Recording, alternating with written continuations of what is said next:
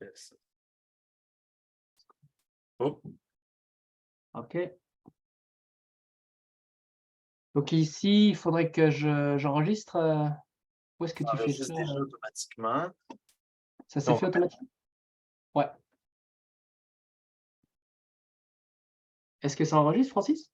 oui, Parfait, super.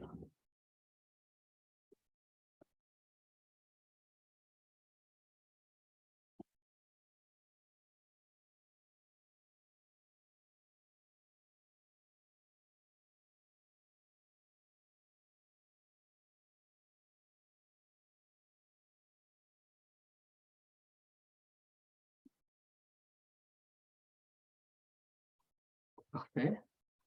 on voit que plusieurs personnes se connectent. On va attendre quelques minutes, encore une minute ou deux, pour laisser le temps aux gens de se joindre.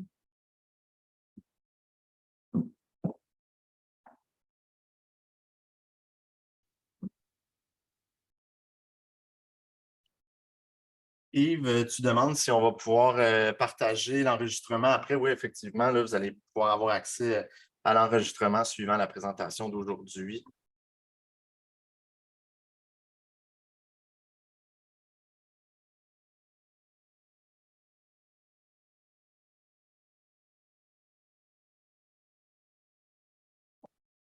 Parfait. Donc, on pourrait commencer. Si je vois que plusieurs personnes se sont joints déjà. Un collègue à toi, il ne pouvait pas participer, donc pas de problème. Il va pouvoir l'écouter suivant notre présentation. Donc, on va commencer. On a quand même quelques slides, la démo, tout ça. Donc, on est bien excités aujourd'hui de vous montrer, là, découvrir le meilleur outil pour créer et gérer un site web performant. Donc, c'est notre sujet du webinaire d'aujourd'hui. Georges, tu peux aller à la slide suivante, s'il te plaît. Ouais. Merci. Merci à Georges d'avoir changé la slide, mais également à tout le monde d'être présent aujourd'hui. C'est vraiment très apprécié. On est content de pouvoir parler d'un sujet qu'on aime bien. Tu peux aller à la slide suivante. Qui on est? Moi et Georges, on est des développeurs passionnés. On est toujours en quête des technologies qui vont permettre vraiment à nos clients de gagner en efficacité et en autonomie. C'est vraiment notre raison d'être chez Parcours 3. Puis c'est ce qu'on fait là, vraiment au day-to-day, puis à l'année longue. Je vais laisser mon collègue Georges peut-être se présenter un petit peu plus davantage. Oui, merci, Francis. Bah, bienvenue à tous et merci de participer, d'être aussi nombreux à participer à ce webinaire. Moi, je m'appelle Georges Oliveira, je suis développeur à Parcours 3 depuis près de 4 ans. Puis mon cursus, un petit peu, c'est qu'à la base, je suis un développeur surtout orienté WordPress. Et puis maintenant, j'ai fait le tournant vers HubSpot. Donc, je suis bien placé pour vous parler des deux CMS et puis vous dire vous dire en quoi, quelles sont les forces de l'un et de l'autre. Ah bah, toi, Francis, peut-être que tu veux dire un petit peu En ton. fait, moi, je m'appelle Francis, je travaille avec Georges depuis son arrivée chez Parcours. Ça fait 8 ans que je travaille chez Parcours 3, donc j'ai vécu la transition là, du CMS custom de Parcours 3 vers WordPress, puis la transition qu'on vit aujourd'hui, WordPress vers HubSpot également. Donc, bien content d'être avec vous aujourd'hui là, pour vous parler de ce qui va suivre. Premièrement, l'agenda d'aujourd'hui. Donc, au début de la présentation, on va être un petit peu plus au niveau d'information, donc un petit peu plus des slides d'information. Puis après ça, on va rentrer dans la démo concrète là, de l'outil. Donc, on va parler de comment choisir la bonne solution technologique, pourquoi HubSpot CMS est-il si populaire. On va vous montrer HubSpot CMS en action là, grâce à Georges. On va vous parler de migration de données. On va vous montrer pourquoi HubSpot est la solution pour votre prochain projet. Un petit bonus, puis il va y avoir une période de questions. N'hésitez pas également si vous voulez poser des questions là, au fur et à mesure. Ça me fera plaisir là, de les partager avec Georges puis qu'on puisse répondre à un maximum de questions. OK. Premièrement, comment choisir la bonne solution technologique? Donc, quand vient le temps de choisir, en fait, votre techno, il y a quelques questions que vous devez vous poser. Donc, quand on veut, nous, chez Parcours 3, par exemple, proposer un CMS, un outil de gestionnaire de contenu à un client, on va regarder certaines choses. On veut une solution qui va être bonne sur le long terme, qui va être bonne aussi pour de nouvelles fonctionnalités. Donc, oui, peut-être vous allez lancer votre projet avec certaines fonctionnalités, mais vous allez vouloir en ajouter par la suite. Donc, il faut s'assurer que cette solution-là est capable de faire ça. que vous ne tomberez pas non plus dans des coûts de développement astronomiques. Donc, on ne veut pas tomber dans des solutions où il y a très peu de gens qui peuvent développer cette technologie-là, puis finalement avoir un coût associé à ça qui est énorme. On veut être capable d'avoir de la main-d'œuvre. Donc, relié un petit peu au coût de développement, on ne veut pas que 3-4 personnes sur l'île de Montréal soient capables de faire ça, mais qu'il y ait vraiment une majorité de gens là, qui puissent développer dans cette technologie-là. On cherche une solution qui va être stable, donc on ne veut pas être les premiers à essayer quelque chose, on veut quelque chose qui va être stable pour notre projet, puis qui va avoir une bonne pérennité aussi, donc qui va pouvoir perdurer dans le temps, puis que vous ne referez pas votre projet de site web là, à tous les 2-3 ans. On veut un outil qui va être bon au niveau SEO. Donc, on le sait, le référencement organique, c'est super important aujourd'hui. Donc, on veut une solution pour notre site web qui va être capable là, de répondre aux derniers critères en termes de tendance de référencement. Surtout, on veut quelque chose qui va être rapide. Donc, on ne veut pas être ralenti par un peu là, notre background là, technologique de notre projet. On veut quelque chose qui va nous permettre d'avoir un site web qui va être très rapide pour les utilisateurs, les moteurs de recherche. On veut surtout, après tout, de l'autonomie. Donc, vous êtes peut-être des gens du marketing, vous êtes des gens qui éditent les sites web, qui en développent peut-être, puis vous voulez quelque chose qui va être facile pour vous de pouvoir éditer. Puis dans cette slide-là où je parle un peu, ben oui, Parcours 3 a 20 ans, donc on a fêté notre 20e année, mais surtout, ce que je vais vous montrer plutôt à droite, c'est un peu les CMS qui existent, puis ceux qui se démarquent. On voit vraiment que WordPress et HubSpot sont deux solutions qui vont vraiment se démarquer de la concurrence, principalement par leur facilité d'utilisation, mais aussi par la communauté qui est un peu autour de ça, puis qui répond à la majorité des points que je vous ai présentés à la slide précédente. Nous, ce qui est bien, c'est que chez Parcours, on a décidé vraiment de se spécialiser et dans WordPress et dans HubSpot. Donc, on s'est vraiment peut-être isolé des autres technologies, mais on se concentre sur ce qui est le mieux finalement là, pour vous, pour les clients, pour vos projets. Merci, Georges. Pourquoi HubSpot CMS est-il si populaire? Vous en entendez sûrement souvent parler. En fait, HubSpot, là, dans les dernières années, se démarque beaucoup sur le marché des gestionnaires de contenu. 6 avantages d'HubSpot. Aucun souci de sécurité de serveur. Oubliez là, le fait d'avoir un serveur plus performant quand votre site obtient plus de visites ou encore vous avez un lancement, un show à faire, puis vous n'êtes pas sûr que votre projet va être capable de tenir la route. Bien, avec HubSpot, là, on ne se pose plus de questions. On n'a pas d'enjeu de sécurité. On a des mises à jour qui sont faites automatiques puis sans frais. Donc, pas de plan de maintenance à acheter, pas de souci vraiment à se faire à ce niveau-là. Vraiment, HubSpot va vous prendre par la main pour ça. Au niveau du référencement SEO, c'est une super bonne plateforme. Des fois, on le sait, là, WordPress s'est démarqué dans les dernières années pour les points de vue du référencement. Puis HubSpot arrive avec une solution qui permet de, oui, avoir un site web qui est facile d'édition, tout comme WordPress, mais également avec une solution bonne pour le référencement, chose qu'on sait que d'autres plateformes ont un petit peu plus de difficultés. Du côté d'HubSpot, on couvre ça. On couvre la performance, donc tout ce qui est CDN, de la cache, donc d'avoir un service de cache pour que les utilisateurs aient une version de votre site le plus rapidement possible. Tout ça est vraiment pris en compte par HubSpot. La constance et la qualité, ce que j'aime bien dire, c'est que nous, en tant que développeurs, il y a un peu des guidelines à respecter. Donc, versus d'autres technologies, nous, quand on développe, on doit développer dans certains critères précis, ce qui fait que ça garde une certaine constance et une certaine qualité là, à chaque projet. Vous ne vous ramassez pas avec différentes sauces là, de Parcours 3 a fait ça, une autre agence a fait ça, une autre équipe a fait ça. Vraiment, là, vous avez une constance au niveau de la qualité du code. Les coûts de développement, on a beaucoup de choses qui sont déjà développées. Donc, on ne réinvente pas la roue, puis on ne vient pas dépenser des sous là, sur des choses qui sont déjà pensées. Puis HubSpot, ce n'est pas seulement un CMS, ça vient faire un paquet d'autres trucs que de l'édition de pages de site web. Donc, un peu, Georges va en montrer dans sa démo, mais ça vient prendre plein de petits plus que de l'édition simple d'une page web qui va être vraiment bon pour votre marketing, vos stratégies, votre référencement. Donc, HubSpot va pouvoir venir faire ça. Fait que c'est 10 points, 10 avantages, là, je dirais, qui différencient là, le CMS de HubSpot de ses concurrents. C'est l'autonomie finalement sans conflit. Donc, vous allez avoir beaucoup d'autonomie et peu de conflits. Dans cette slide-là, j'espère qu'elle vous fera rire, mais dans l'image de spaghetti, en fait, c'est ce que je veux amener, c'est que WordPress, ce n'est pas une mauvaise plateforme, mais à la différence de HubSpot, dans WordPress, on va avoir un paquet de modules, de plugins à brancher. Puis ces plugins-là, ben, ça va venir faire un peu comme un spaghetti. Quelque chose va brancher pour faire une fonctionnalité, mais il va peut-être venir interrompre une autre fonctionnalité qui fait avec un autre module qui est différent. Donc, ça vient finalement faire toutes sortes de branches comme ça, de branchements entre différents outils. Puis c'est là, finalement, qu'on perd la performance, qu'on perd la sécurité, qu'on perd la qualité. Donc, avec HubSpot, la solution est vraiment intégrée. Donc, on n'a pas à ajouter un paquet de modules, par exemple, pour gérer la traduction, gérer des formulaires, tout ça. C'est de base dans la plateforme. Donc, on n'a pas besoin de brancher des outils supplémentaires. Puis, dans mon image à droite avec la Tesla, c'est, si on réfléchit, Tesla, ils n'ont pas réinventé la roue. Ils sont venus modifier ce qu'on connaissait de la voiture pour faire la voiture de demain.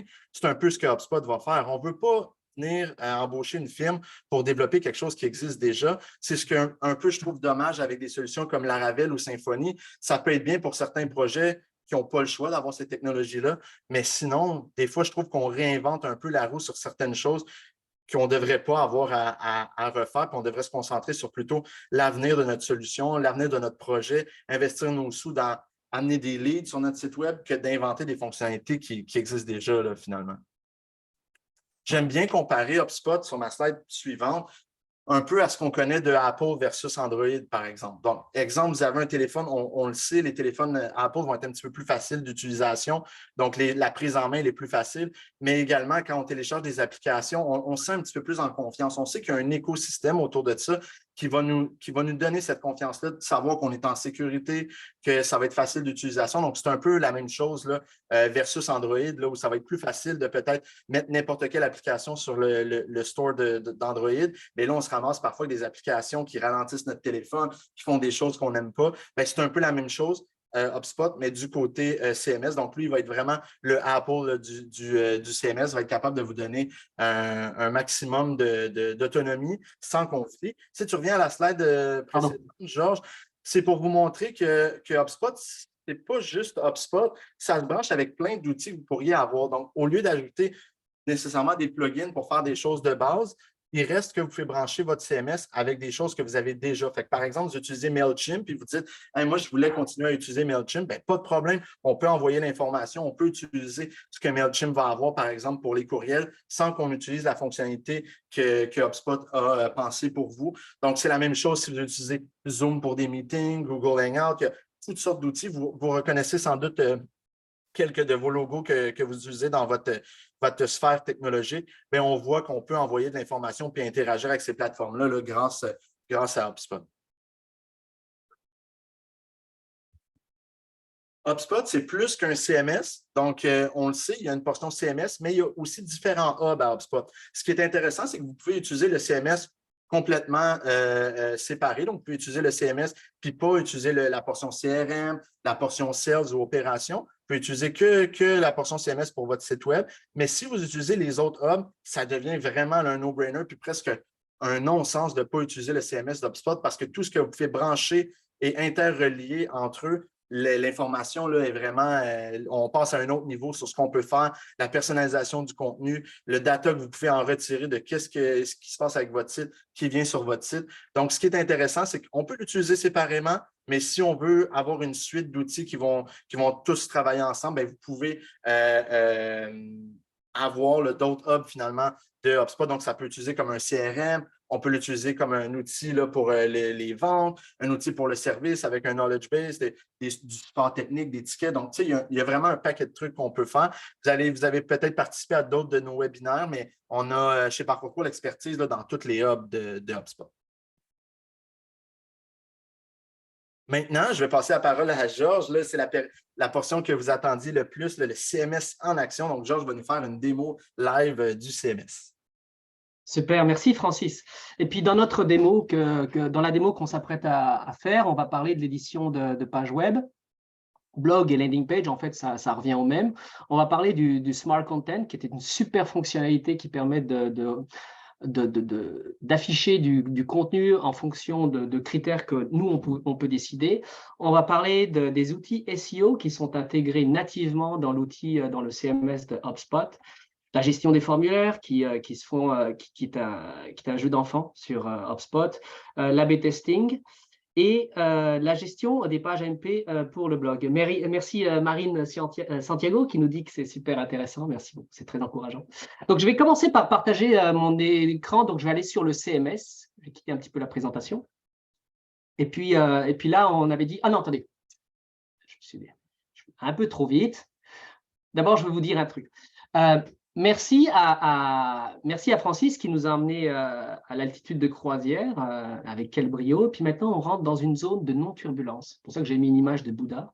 C'est parce que entrer dans le CMS de HubSpot, ça revient à quasiment faire de la méditation. Tout est tellement tranquille, tout est tellement facile, tout est tellement fluide, que c'est même un exercice reposant. Donc, je vais commencer par le glisser-déposer, c'est magique.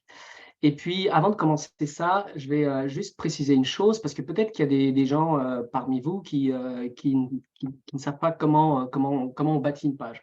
Comment on bâtit une page dans HubSpot, c'est à peu près comme on bâtit une page dans Divi ou Elementor ou d'autres plugins, ou avec d'autres plugins d'intégration. C'est que vous imaginez que votre page est constituée de briques et puis vous empilez les briques les unes après les autres. Donc, vous avez d'abord l'en-tête, une section 1, une section 2, une section 3, et puis ensuite le pied de page. Et comment ça se traduit? Et ça se traduit exactement de cette façon dans le CMS. Donc là, je suis connecté au portail de test de Parcours 3. Puis, ce qu'on va faire ensemble, c'est qu'on va créer une page en live. OK, donc là, j'ai cliqué sur Create, Web Page. Là, je vais l'intituler Webinaire. Je vais créer ma page. OK. Puis, à partir de là, le CMS d'HubSpot va me demander, mais à partir de quoi, de quel gabarit tu veux créer une page? Moi, je pars complètement à l'aveugle. Je ne connais pas, le thème qui… je pourrais sélectionner un autre thème, mais je vois que c'est un thème qui s'affiche ici par défaut. Je ne connais pas ce thème, donc je vais aller par défaut à l'aveugle. Je vais choisir le template, le gabarit accueil. Je vais sélectionner ce template. Et là, je rentre dans l'environnement d'édition avec déjà des sections dont je vous parlais plus tôt, là, avec un header, une section hero, une section ici avec des cartes, etc., etc., différentes sections. Puis, quand je commence à survoler ces différents éléments avec ma souris, ben, je vois qu'il y a des choses qui s'affichent. Mais allons un peu plus en profondeur. Donc, ça, tous les modules que vous voyez là, toutes les sections pardon, qui s'affichent là, sont celles qui viennent par défaut avec le template. Donc, imaginons que je veuille éditer cette portion-là. Donc, je clique là-dessus. Vous avez vu que du côté gauche, dans la barre latérale, là, quelque chose a bougé. Donc, je vais le refaire pour qu'on voit bien. Je clique ici, boum. Donc, je peux accéder au contenu à l'intérieur. Puis là, je mets ce que je veux. Je mets webinaire, par exemple. OK. Et puis, tout ça, c'est parfait. Et je reviens à mon truc, à ma section. Et puis, ça s'affiche bien correctement. Je peux changer l'image de la même manière. Je peux la remplacer. Ici, j'accède à une banque d'images, etc., etc. Je peux même, par exemple, est-ce que je pourrais même, par exemple, lui donner plus de place à cette image-là, s'il veut bien. Attendez, c'est toujours les aléas de la démonstration live. Est-ce que ça… Ouais, voilà, ça a marché. Donc, je pourrais lui donner plus de place à mon image, donner moins de place à mon texte, etc., etc. Je peux même, par exemple, donc ici, là, c'est des modules qui, c'est des sections qui viennent, comme je dis, avec le template, mais je peux aussi construire une nouvelle section à partir des modules natifs de HubSpot. Donc, par exemple, ici, j'ai envie d'ajouter un texte, OK, donc je vais l'ajouter ici. Parfait, j'ai mon texte et puis j'aimerais ajouter également une image. Donc, dans les mêmes modules, ici, j'ai un champ de recherche, je vais taper image. OK, il me donne ça, je vais le mettre ici. À droite, mon image, je vais la remplacer par une image un peu plus parlante. Hop, et voilà. Et puis là, par exemple, ce que je veux faire, c'est que ma section, je trouve que le blanc, je veux la faire ressortir un peu plus par rapport aux autres sections. J'aimerais lui donner une couleur bien particulière, une couleur de mon choix. Donc là, je pourrais aller ici, puis mettons, c'est pas la meilleure couleur du monde. Ah, c'est mieux là déjà. Et puis là, je pourrais partir comme ça. Donc, je suis content de ma page. Donc, pour l'édition, là, c'est vraiment simple. Là, il suffit de cliquer sur les éléments que vous avez envie d'éditer. Donc, le bouton, par exemple, ici, j'ai cliqué là-dessus. Puis, je peux changer le libellé du bouton. On commence. Commencer. Hop. Je peux changer les images, qu'est-ce que je peux faire d'autre, qu'est-ce que je peux vous montrer. Tous les blocs qui s'affichent en fait sont éditables. Donc pour reprendre sur ma section que j'aime bien, je suis assez fier de ça, je la trouve super bien. Puis je pense que je vais la rajouter, je vais la réutiliser dans d'autres pages. Il y a une nouvelle fonctionnalité qui a été ajoutée par HubSpot et en fait qui permet de mémoriser, de sauvegarder les sections que vous avez créées. Donc là, je vais cliquer ici, Save Section. j'ai un nouveau truc qui apparaît ici, un volet sur la droite. Je vais intituler cette section ma section que j'aime bien, ma section que j'aime bien. Okay. Bon, après, je ne suis pas obligé de mettre une description, mais je vais mettre test ici. Je sauvegarde. Hop, OK, parfait. Puis maintenant, je vais juste faire un petit refresh. OK, je vais recharger ma page. Et maintenant, imaginons maintenant que je suis en train de créer une nouvelle page. Ben là, j'ai ce petit rond avec un plus à l'intérieur. Je clique là-dessus et hop, ma section arrive. Je la sélectionne et elle est automatiquement placée à l'endroit où j'ai cliqué. Ça, en termes de gain en termes de productivité et d'efficacité, il n'y a pas mieux. Donc ça, c'était pour le glisser, déposer. Pareil, donc je peux, une fois que je suis satisfait de ma page, je peux aller la prévisualiser. Mais je pense qu'il faut que je rentre un titre quand même avant, ici, pour pouvoir faire ça. Okay. Je vais prévisualiser ma page. Et puis par défaut, bah, évidemment, on visualise la page en mode mobile. Mais vous pouvez également la regarder en mode tablette et en mode écran. Donc, ça vous permet de voir si tout va bien, si tous vos éléments sont bien affichés, ça s'affiche correctement, etc., etc. Je vais juste revenir ici un petit peu par rapport à la page. Donc, vous avez donc le côté édition, tout ce qui est visible, et ensuite, vous avez tout ce qui est les paramètres associés à cette page. Okay. Donc, toute la partie invisible, mais pas moins importante dans le web. Donc, vous avez la page titre ici, enfin, le titre de la page ici, c'est en fait, ça va être votre méta, okay, celle qui va s'afficher, l'information dont va se servir le moteur de recherche pour indexer votre page. Vous pouvez modifier l'URL. La métadescription, ça vient ici. Vous pouvez associer votre page à une campagne si vous en avez une de lancée. Et puis aussi, vous pouvez choisir la photo que vous voulez afficher quand vous voulez partager cette page avec les réseaux sociaux. Je vais m'aventurer 1 minute sur ce point-là, les options avancées. Parce que récemment, un client qui était du côté plus un marketeur, en fait, qui était plus dans le marketing, il m'a posé la question, est-ce qu'on peut, par exemple, mettre du CSS custom dans les pages, en partant du côté du CMS. Et c'est vraiment possible. Donc, si vous avez des bases de CMS et puis que vous voulez appliquer une règle particulière sur une page, pour une raison ou pour une autre, bah, c'est là que vous le feriez. Donc, c'est possible. Donc, je ne vais pas plus loin sur cette partie-là parce que c'est une partie un peu plus avancée. Mais déjà là, vous pouvez voir qu'au niveau comment s'appelle, du contrôle de votre site, de votre page, vous avez vraiment tout en main, là, tout est là.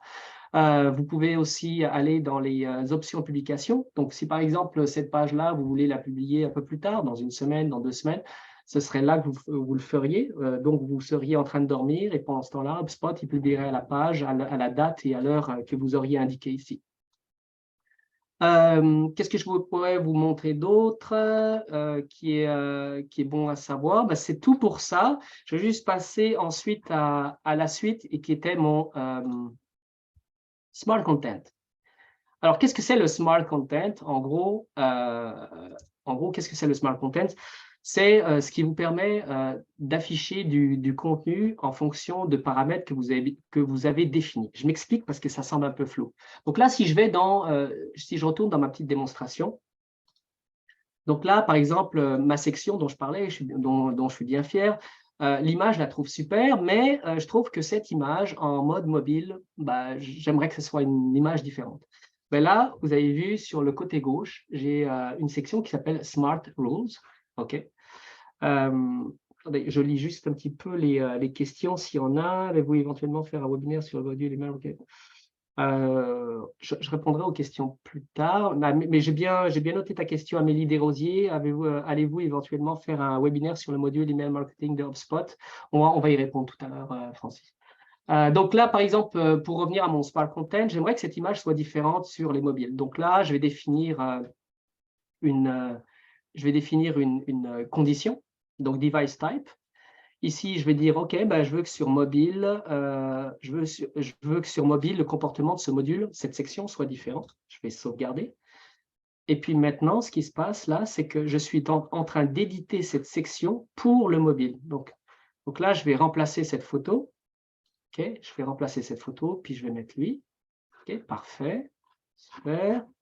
Et puis maintenant, si je vais en preview, OK, Donc ici, j'ai toujours ce personnage-là. Et maintenant, si je vais en mobile, ah, bah c'est super, ça a changé. J'ai mon image, l'image que j'avais sélectionnée pour le mobile. Puis je vais même aller plus loin. On peut vraiment faire beaucoup de choses avec le Smart Content. J'ai fait récemment, on m'avait posé la question, puis c'est pour ça que je vais en parler ici. Mais par exemple, vous pourriez en fait ajouter même un paramètre dans l'URL, ok, un paramètre dans l'URL. Et puis, en fonction de la présence de ce paramètre dans l'URL, vous pourriez en fait avoir un comportement bien précis pour votre section. Donc, si par exemple ici, je veux par exemple que si dans mon URL, j'ai test, j'espère que ça a marché, la dernière fois que je l'ai fait, ça a marché, mais on ne sait jamais, condition du démo, ben, je vais changer de photo, on va voir. Je vais mettre n'importe quoi, mais je vais mettre celle-là par exemple. OK, parfait. Donc, je veux que quand j'ai dans mon URL, quand j'ai test égale test, ben c'est cette photo qui s'affiche. OK, je vais revenir à mon mode preview. OK, puis je vais l'ouvrir ici. OK, donc là, ça s'affiche comme ça. Puis là, c'est le moment de vérité. Je fais test égale test. J'espère que ça va marcher.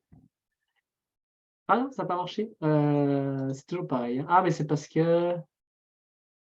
Bref, en tout cas, je sais que ça marche là. Je ne vais pas m'attarder là-dessus, mais je l'ai testé hier. Je l'ai testé plein de fois d'ailleurs.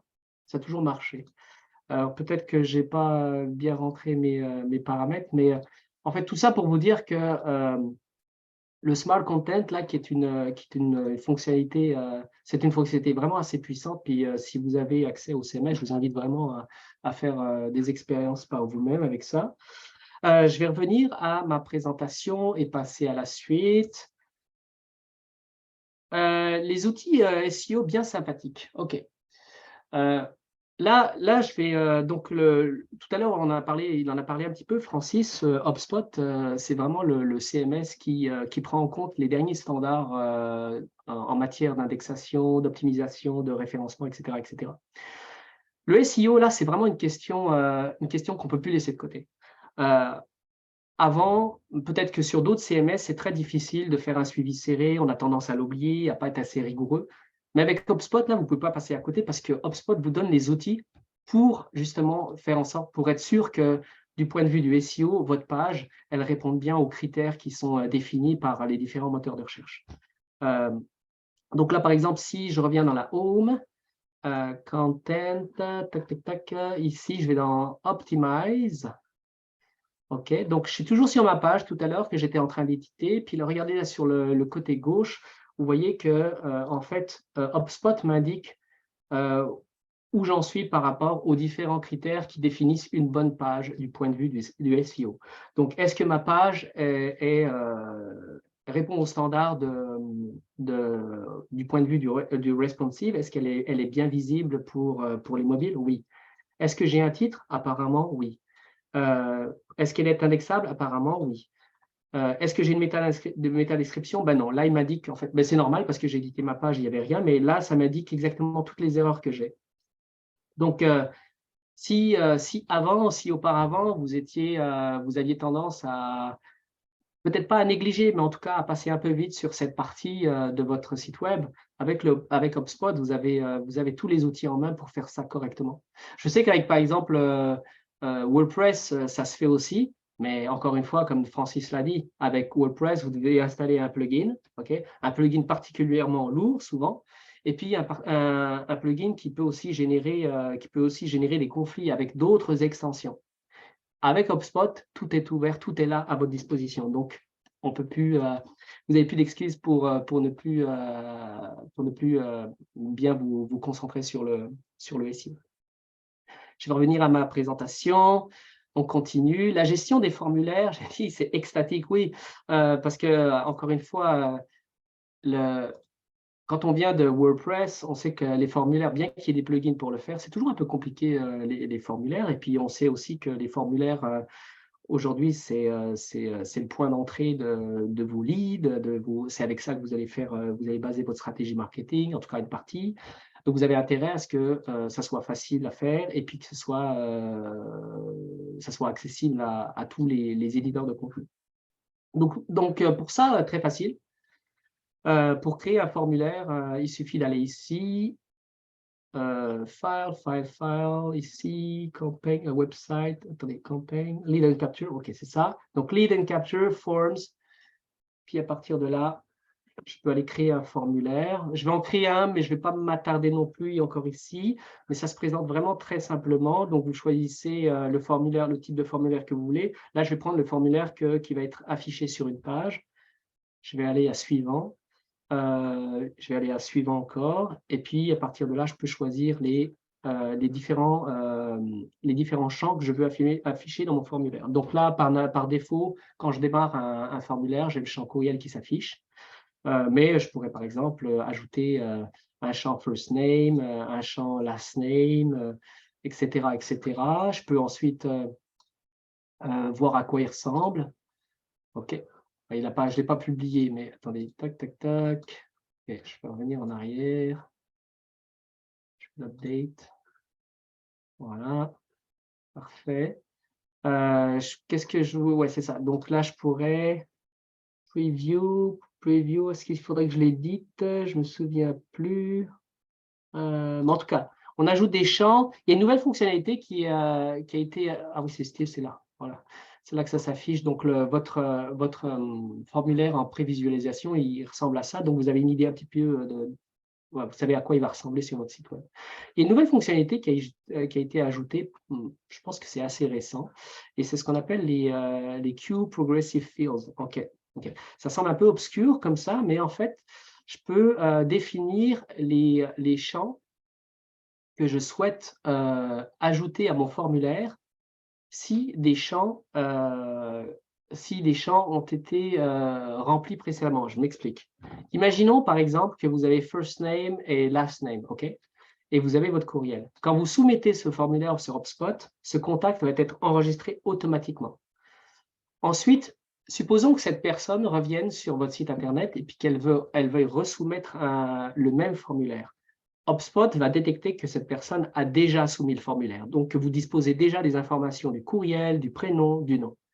Donc là, vous pouvez dire à HubSpot, OK, si le contact a déjà rempli first name, last name, je veux qu'on remplace first name et last name, donc prénom et nom, par d'autres champs. Et c'est là que cette fonctionnalité de Progressive Fields intervient. Vous pouvez dire, OK, on remplacera prénom par téléphone, nom par la vie. Voilà, donc ça, c'est une fonctionnalité. Puis ensuite, pareil, c'est très facile ensuite d'aller chercher ce formulaire dans le CMS, puis le placer dans votre page. Ça, c'était pour les formulaires. Je vais aller sur l'A/B testing. Alors, qu'est-ce que l'A/B testing? Georges, il y a une question que je Ouais. prends de Colette Daigneault qui dit je vois que tout est en anglais. Est-ce que cela se fait en français? Je te rassure, Colette, effectivement, l'interface de Georges, de son côté, est en anglais, mais vous pourriez avoir l'interface en français pour l'édition des pages. Pour la question de coût, on y reviendra peut-être, ou sinon, on pourra en parler en dehors du webinaire. Là, il y a une version, par exemple, pour le CMS gratuite, des versions payantes également. Donc, on pourra voir ça peut-être en dehors du webinaire. Merci, Colette, pour la question. Oui, Colette, je te rassure, c'est juste parce que ouais, c'est ça. Moi, j'ai défini mon environnement en anglais, mais évidemment, il y a toutes les langues disponibles. Merci, Francis. Donc, j'en étais à l'A/B testing. Alors, qu'est-ce que l'A/B testing? Ça permet de faire un peu entre guillemets, du benchmarking sur une page. Donc, imaginons que vous ayez une page de produit, OK? Et en fait, vous voulez tester le taux de conversion associé à cette page. Vous n'êtes pas sûr en fait de la manière dont vous voulez l'afficher. Je vais revenir à un exemple concret. Puis ici, je vais sortir de mes formulaires. Donc ici, je vais revenir à la page, puis je vais expliquer concrètement à quoi ça consiste. Donc là, tout à l'heure, j'ai créé ma page. OK. Mais cette page, mettons que c'est une page produit, puis j'ai un call to action, donc un bouton incitatif à la fin, mais je ne suis pas sûr que les sections, le placement des différentes sections dans la page soit vraiment concluant, en tout cas efficace, pour amener mon visiteur à cliquer sur Contactez-nous et à soumettre ces informations. Donc, ce que je peux faire, c'est créer une variante de cette page et puis ensuite la tester pendant un certain temps et voir laquelle des deux variantes en fait, amène le plus de conversions, le plus de contacts, le plus de clics sur mon formulaire ou sur différents boutons sur ma page. Donc, pour ça, ce que je vais faire, c'est que je peux aller dans… alors, attendez, il faudrait que je retrouve ça. Est-ce que tu peux m'aider? Tu peux m'aider? Enlevant notre test dans ton écran, là, juste en… Oui, Ah oui, c'est là. Oui, c'est ça. Merci, Francis.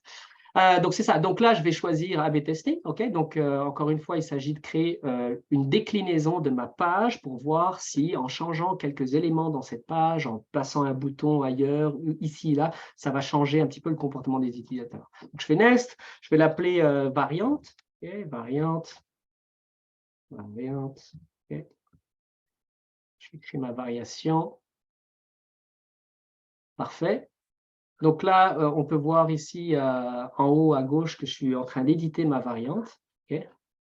Puis ici, donc là, je pourrais par exemple changer différents éléments, changer le contenu, ma variante. Je pourrais changer différents. Je pourrais enlever, par exemple, je trouve que cette section est en trop. Peut-être que j'ai envie que mes visiteurs aillent directement plus rapidement vers le bouton incitatif, donc celui-ci, Get Started, donc, etc., etc. Je publie cette page, donc je me retrouve avec ma variante publiée. Ce qui va se passer ensuite, c'est que automatiquement, cette page va être vue par 50% des gens qui vont visiter votre site web. Donc, il y aura 50% des visiteurs qui vont voir votre première version et 50% qui vont voir l'autre. Et vous serez en mesure de comparer en fait ici, là. Donc, je suis allé je suis resté ici dans la page de ma variante, OK? Puis là, j'ai cliqué sur Test Results. Et au bout d'un moment, au bout d'une certaine période, je sais pas, une semaine, 2 semaines, vous allez commencer à avoir des informations des informations qui sont associées à chacune des pages. Donc, vous allez pouvoir dire, ah, OK, je vois que ma variante, ma page originale webinaire, elle accumule 200 vues. Ma variante, j'ai enlevé 2 sections, j'ai replacé mon call to action un peu plus haut ou un peu plus bas, et puis je vois que j'ai 500 vues. À partir de là, vous serez en mesure de faire des choix en fait quant à la manière dont vous voulez disposer vos éléments sur la page. Donc très très très très puissant aussi comme élément, comme fonctionnalité. Et puis encore une fois, ça vient nativement avec WordPress. Il n'y a rien à faire, quoi. Ça vous est donné là. OK, donc je passe à ma slide suivante. Donc là, je serai un peu bref. Qu'est-ce que c'est l'AMP? L'AMP, ça veut dire Accelerated Mobile Page. Okay? En fait, vous l'avez déjà certainement vu sur certains sites Internet. Parfois, quand vous allez visiter une page sur votre mobile et vous regardez l'URL, vous voyez AMP. Le nom de domaine. Donc, ça pourrait AMP. Je ne sais pas si Service Canada le fait, mais AMP, le nom de domaine que vous voulez. Donc, à quoi ça sert en fait? Grâce à ce dispositif, en fait, les pages sont visibles quasiment instantanément. Vous cliquez sur le lien, okay, et vous êtes en mobile, bien sûr, et puis la page s'affiche instantanément. C'est vraiment très utile quand, par exemple, enfin, c'est même rendu quasiment indispensable, quand vous avez beaucoup d'articles de blog. Récemment, nous, on avait un client qui avait cette problématique-là, c'est-à-dire qu'ils étaient sur un site WordPress, ils avaient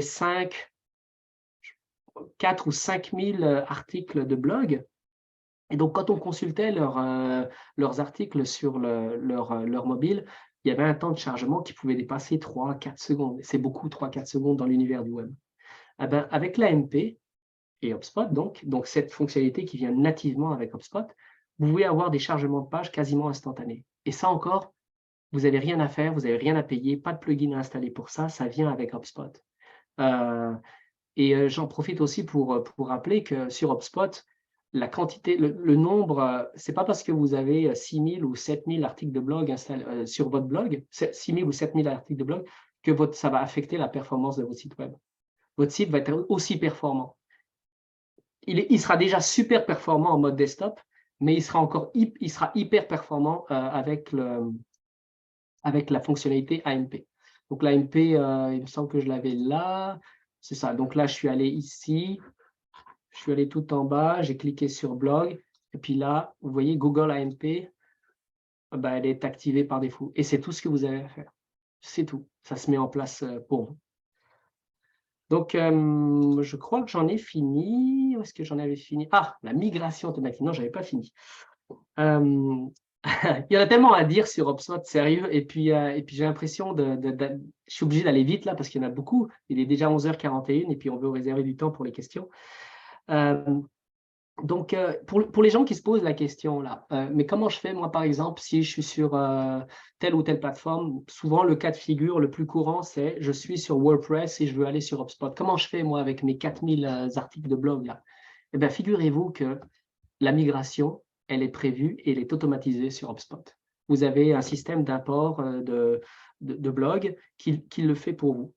Donc, en gros, comment ça fonctionne? Je vais essayer de vous le montrer, mais sans aller encore une fois dans les détails, parce que ça prend du temps une migration, mais ça se fait automatiquement. Donc, par exemple, ici, je vais aller dans le blog. Donc, si vous avez décidé de passer sur le CMS de HubSpot, et puis vous voulez arriver, vous avez 200 articles de blog que vous voulez mettre sur HubSpot.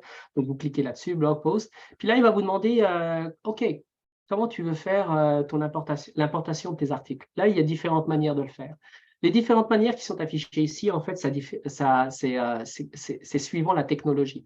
Si vous avez un CMS qui n'est pas WordPress, OK, le Smart Copy va essayer de scanner votre site, vos articles de blog, puis de récupérer vos articles de blog pour pouvoir les importer sur HubSpot.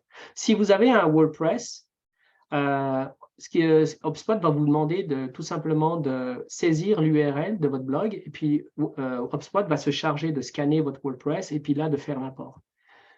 Il y a aussi la solution du CSV. Vous pouvez exporter, et ça on le fait aussi sur WordPress, vous pouvez exporter tous vos articles de blog sur un CSV et puis ensuite vous avez juste à glisser-déposer ce CSV dans l'outil d'importation et HubSpot va se charger d'importer tous les articles de blog que vous aviez dans WordPress dans HubSpot. Et puis enfin, la dernière solution, ça c'est le XML. Il y a certains plugins dans HubSpot qui le font, qui peuvent convertir vos imports en XML. C'est le dernier cas de figure, ça veut dire que aucun des trois n'a fonctionné, c'est le dernier recours. Souvent, il arrive par exemple, un exemple concret, il arrive que par exemple, WordPress, certains utilisateurs ou certains hébergeurs empêchent des services tiers d'accéder à l'API de WordPress. Si c'est le cas, aucune des trois méthodes ici va fonctionner. Vous allez devoir passer par XML. Encore une fois, c'est un peu de la technique, c'est du jargon là, mais pour le processus, là, c'est 4 clics. Okay, donc, je choisis une méthode. Là, je dépose mon CSV.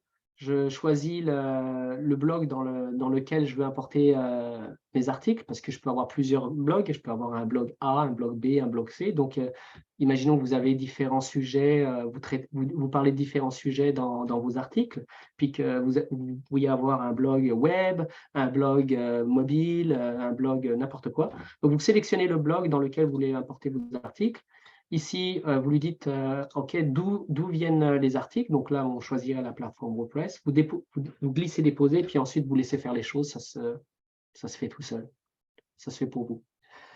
Donc voilà, il est 11h45. Je pense que je vais passer la main à mon ami et collègue Francis. Désolé, Francis, mais tu as vu, c'est même en survolant les fonctionnalités, j'espère que je vous ai donné envie d'en connaître davantage, mais voilà, j'aurais aimé y aller plus profondément, mais je ne peux pas, je n'ai pas le temps. Merci beaucoup, Georges. Sérieusement, moi aussi, je suis excité par ce que tu as démontré, parce que tout ce que tu as démontré, il n'y a aucun module, aucun plugin à ajouter, aucun coût supplémentaire non plus à ajouter pour avoir des versions ou une autre d'un module. Mais je veux juste revenir sur un petit point. Tu as parlé du Smart Content. Imaginez si votre CRM, vous avez des données sur les gens, donc vos clients, vos prospects, puis vous êtes capable de personnaliser le site web. Donc, les gens arrivent sur la page d'accueil et voient de l'information différente si c'est Georges ou Francis qui vient visiter votre site web. Donc, vous pouvez aller faire vraiment votre smart content sur des données de vos visiteurs, de vos contacts là, que vous avez dans votre CRM. Donc, imaginons que vous vous adressiez à des présidents d'entreprise. Bien, les présidents d'entreprise ne verront pas peut-être la même chose que le directeur technologique parce que vous ne voulez pas envoyer le même message. Donc, imaginez comment votre site web pourrait être convaincant et s'adresser spécifiquement aux personnes au lieu d'un trop gros large public. Donc, ça, c'est une des fonctionnalités que j'aime beaucoup là, de HubSpot. Merci. Bref, ça te prend HubSpot, sérieusement. Après cette démo-là, si tu n'es pas certain de vouloir HubSpot, je ne sais pas quoi te dire de plus. Pour préparer ta refonte, là, tu te dis, OK, je suis avec WordPress, je suis avec Drupal, j'ai un CMS custom, c'est assez. Je veux vraiment suivre là, la tendance et aller vers les meilleurs outils. Bien, rapidement, en 6 étapes, faites la liste de vos coûts réels. Tantôt, Colette, tu demandais combien ça coûte HubSpot. Il y a une version gratuite du CMS, il y a des versions payantes, mais faites le calcul de vos coûts actuels, hébergement, plan de maintenance des mises à jour, les coûts des plugins. Regardez qu'est-ce que ça vous coûte réellement par année, votre site web. Puis après ça, regardez le coût de HubSpot dans le tout inclus, puis comparez vraiment là, ce qu'il va vous offrir versus ce que vous avez également. Vérifiez vos acquis, ce qui fonctionne bien. Peut-être que vous n'aimez pas votre site web actuellement, mais gardez vos acquis, ce qui est bien. La liste de vos prochaines. Ce que vous voulez sur le prochain site web, là, préparez ça en mode MVP. Donc, regardez ce que ça vous prend au minimum pour lancer votre projet. Entourez-vous d'une équipe de confiance, travaillez en équipe, rédigez un brief, fixez-vous des objectifs de performance. Ce n'est pas juste un site web, on veut de la performance, donc fixez-vous des objectifs en lien avec ce que vous voulez atteindre.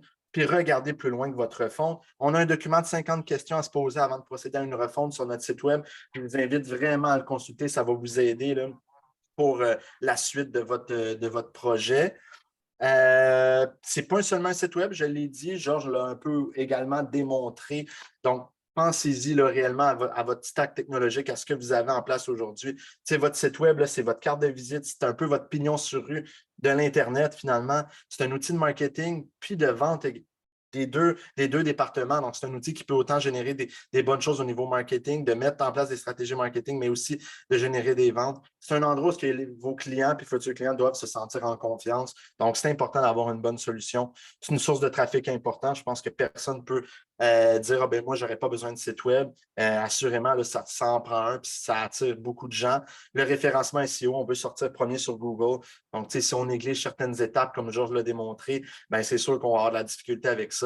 Et surtout, c'est un outil pour votre croissance. Donc, n'oubliez jamais cela.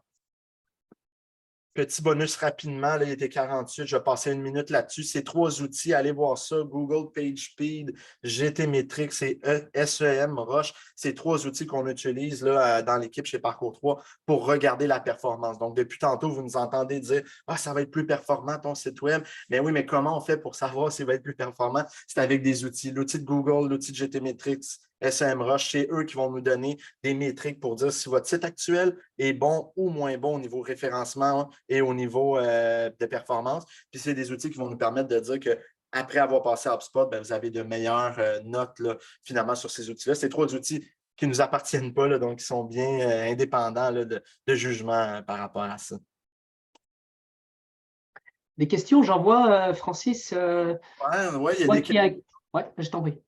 Il y a un spectateur qui demande dans quel onglet retrouve-t-on les tests AB? Oui, je vais retourner très vite dans la page, puis je vais montrer. Donc ici, je suis allé j'étais dans mes pages. Donc la page que j'ai construite tout à l'heure, bâtie tout à l'heure, c'était webinaire. Puis à partir de là, je fais Edit. Parfait. Je fais Optimize. Mais est-ce que j'avais effacé je ne me souviens plus si j'avais effacé ma variante. Je me souviens jamais, là, Francis, sérieux. Attends, je pense qu'on peut le faire depuis le listing ici. Ici, je me souviens jamais où est-ce qu'il est. Il devrait être, c'est peut-être un des points. Tac, tac, tac. Où est-ce qu'il est? Où est-ce qu'il est? Où est-ce qu'il est? Ah, ok. Vous savez quoi? On va en faire une autre. Je vais en créer une autre très vite, puis je vais montrer ça. Donc, je vais en créer une. Je vais repartir de 0. Web 2. Parce que je pense que c'est parce que j'ai déjà une variante que mon test AB ne s'affiche pas. Donc, je vais partir de... ouais, je vais partir de celle-là. OK. Ça, puis dans Settings, c'est ça, Run a test. OK. Quand vous n'avez pas de variante associée à une page, donc OK, j'étais dans l'onglet Content, donc vous, ça serait en français, ça serait contenu. Vous allez dans Settings, ou même ici, là, il est déjà disponible ici, Run a test. OK. Donc, faire un test, j'imagine, dans l'interface en français, puis là, vous avez accès à A/B test. Est-ce que ça répond à la question? J'espère que oui. Sinon, il me semblait que c'était aussi disponible dans le listing. Si je vais dans Web 2 et je fais ça, donc je vais dans la liste ici, Web 2, puis là, je vais dans More. OK. Encore une fois, à condition qu'il n'y ait pas déjà de variante associée, puis je fais Run a test. À partir d'ici, c'est aussi disponible. Voilà. Merci, Georges. Marine, je suis convaincu, je dois vous quitter. Bonne journée. Merci beaucoup, Marine. Yves Hébert nous demande, pouvez-vous nous parler 5 minutes de votre LMS? Est-ce que, Yves, tu veux parler de la plateforme, l'Académie de HubSpot? En fait, HubSpot a une académie là, avec une série de vidéos. Donc, quand vous pouvez aller vous inscrire là, même dès maintenant, puis avoir accès à une académie, dans le fond, panoplie de vidéos de formation sur comment éditer des pages, comment utiliser les outils. Donc, c'est vraiment une bible d'informations. Puis, ce qu'on aime bien de l'Académie, entre autres, de HubSpot, c'est que souvent, les vidéos, là, c'est bon, même si vous n'êtes pas sur HubSpot. Donc, Ouais. les recommandations SEO, que vous soyez sur HubSpot ou une autre plateforme, il faut avoir ça, là. Donc, ça peut vous donner des bons outils pour vos sites web, même s'ils ne sont pas avec nous. On a Pierre Breton qui demande hébergement et nom de domaine. Quelles options sont possibles? Autre hébergeur, hébergement HubSpot. En fait, Pierre, HubSpot prend en charge l'hébergement complet du projet, puis vous pouvez brancher votre nom de domaine. En fait, comme avec WordPress, finalement, utiliser un ou plusieurs noms de domaine, des sous-domaines pour la plateforme. Donc, vous pourriez avoir votre blog sur blog.le nom de domaine, comme votre nom de domaine /blog à la fin. Donc, tout est possible. Même si vous êtes avec des registraires très populaires comme GoDaddy ou d'autres, le branchement se fait en un simple clic. Donc, vous n'avez pas de gestion de DNS là, ou d'entrée d'adresse IP spécifique à faire. Ça se fait vraiment d'un simple clic. Et puis, Francis, peut-être rappeler aussi que sur le fait que vous ayez pas à gérer les infrastructures, donc HubSpot le fait pour vous. C'est quand même assez reposant déjà ça. Puis en plus, c'est des infrastructures hyper performantes, donc qui permettent un service, en tout cas un service hyper rapide des pages. Et la rupture, les ruptures de service, là, je crois que c'est 99. Ils ont un taux de disponibilité des sites web de 99,99. Donc, encore une fois, nous, on vient de l'univers WordPress. On sait ce que c'est que d'héberger des sites web. On sait aussi que les taux de disponibilité avec WordPress, enfin, j'ai pas vu on ne connaît pas des 99,99 avec WordPress. Donc, ça arrive. Là, je ne dis pas que WordPress, c'est pas fiable, mais je dis juste que HubSpot, c'est autrement plus fiable que WordPress sur ce point-là. et c'est que c'est encore, en fait, Georges, WordPress, c'est tu dois choisir ton hébergeur, tu l'héberges avec Ah oui, Parcours ou un autre. Ça rajoute, en fait, un maillon peut-être faible à la chaîne. C'est que oui, tu peux avoir une solution qui va être aussi performante partout, mais il faut que tu aies fait les bons choix à chaque étape de ton projet. Tandis que là, tu enlèves ces questionnements-là un peu de, de ta réflexion. Donc, oui, puis une chose aussi, par exemple, mais c'est très important, si par exemple votre site au mois d'août, il a 1000 visiteurs, OK? Et puis au mois de septembre, c'est la rentrée, et puis vous affichez du contenu qui intéresse des gens, enfin qui intéresse particulièrement cette période. En septembre, vous avez 100 000 visiteurs. Vous n'avez pas besoin de faire des modifications à votre serveur. En fait, HubSpot le fait pour vous. Votre site sera toujours visible sans que vous ayez à payer des frais supplémentaires. Donc, on parle de scalable server en anglais, mais c'est ça, en fait, HubSpot le fait pour vous automatiquement. super, merci Georges pour tes précisions. Salut Pierre. Yves, OK, désolé. Dans le fond, Yves demande le LMS, il voulait parler plutôt de pouvoir l'utiliser avec ses clients pour de la formation. Tu sais, mettons que moi, je veux utiliser HubSpot pour faire un LMS, là, donc pas nécessairement là, l'académie comme j'ai parlé tantôt. Bien, Yves, oui, je pense que ça pourrait être. Il pourrait y avoir un webinaire juste sur les portions connectées. Puis, parce que là, on vous a montré un peu pour utiliser un site web plutôt, je dirais pas vitrine, mais un site web de n'importe quelle entreprise, B2B, B2C, bien simple, mais on peut aller au-delà de ça, on peut avoir un espace connecté, on peut effectivement avoir une portion LMS, donc un gestionnaire de formation, de la complétion de lecture de vidéos. Donc, effectivement, ça peut aller au-delà de ça. Il peut même y avoir de la prise de paiement, donc faire une portion plus commerce en ligne, un espace connecté, donc des utilisateurs qui se connectent, puis selon le type de membre, ils voient de l'information ou non. Donc, ça peut aller beaucoup plus loin que ce qu'on a démontré aujourd'hui, mais je pense qu'on est resté très plus hands-on sur les choses qu'on pourrait faire plus marketing. Et Lise André Dupéré demande, Georges, lorsqu'on fait une refonte et qu'on migre de WordPress à HubSpot, comment on gère les acquis en SEO, tous les pages, les contenus déjà optimisés, les backlinks, comment on gère les SEO par rapport aux mots-clés, volume de recherche, répétition, etc. Ouais, ben c'est ça, mais normalement, le contenu vient avec. Donc, tout ça, ça devrait être migré avec. Comment on gère? Attends, je relis juste la question. Comment on gère les acquis SEO, toutes les pages et contenus déjà optimisés. Je ne comprends pas. Qu'est-ce que vous voulez dire par toutes les pages et les contenus déjà optimisés? Est-ce que tu vois de… Ben, en fait, moi, ce que je verrais, c'est que si vous êtes sur WordPress et vous utilisez, par exemple, l'extension Yoast pour vous donner certains guidelines SEO, vous avez déjà travaillé, par exemple, avec Parcours ou une autre agence pour votre site web. Puis il y a déjà, effectivement, quand on lance un site web, là, je le disais tantôt dans les grandes étapes, il faut qu'on garde les acquis, c'est vraiment important.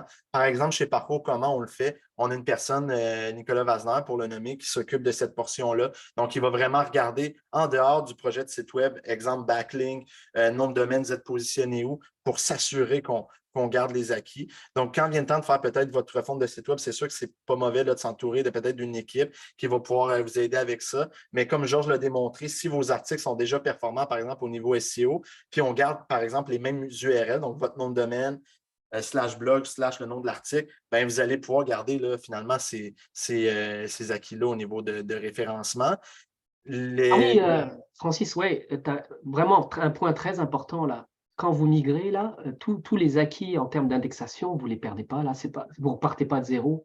Donc les URL, on garde les mêmes, les métadescriptions, c'est les mêmes, donc le SEO, il va pas se perdre. Mais comme disait très bien Francis, il se peut qu'au moment de la refonte, ça soit l'opportunité pour vous, ça soit une opportunité pour revoir un petit peu si les mots-clés, les méta, tout ça, c'est les bonnes dans le marché où vous vous positionnez. Mais quand on migre, là, vous ne perdez rien du tout. Là. Le SEO, vous le gardez intact, là. Heureusement d'ailleurs. Ce qui est intéressant dans HubSpot aussi par rapport au SEO, les André, un petit plus, c'est quand, si mettons, vous faites la migration vers HubSpot, dans l'outil que Georges présentait tantôt, on peut y spécifier une certaine campagne, certains mots-clés qu'on veut avoir davantage, puis il va personnaliser ces recommandations SEO en fonction de ça. Donc, on peut avoir l'outil qui va nous donner des recommandations standards, mettons, de l'industrie, mais aussi des recommandations spécifiques à ça. Donc, il sera peut-être le moyen de comparer justement ce que vous avez fait avec Yoast, par exemple, sur WordPress, puis le résultat que ça donne dans HubSpot. Je pense qu'un outil comme SEMrush que je présentais dans le bonus pourrait être un bon outil aussi là, pour vous aider si vous le faites, mettons, de votre côté vous-même, de regarder justement c'est quoi que vous avez de bien en ce moment, puis s'assurer qu'on les garde là, quand vous êtes passé à l'autre solution. Mais assurément, vous allez gagner en performance.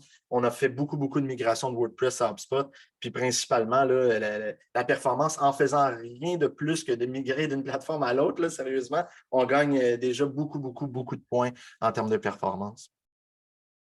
Donc, j'espère que ça répond à la question. Avez-vous d'autres questions? Merci, André qui dit parfait, merci. Merci. Il est 58, il reste 2 minutes. On aurait peut-être le temps pour une autre question, si vous en avez une autre.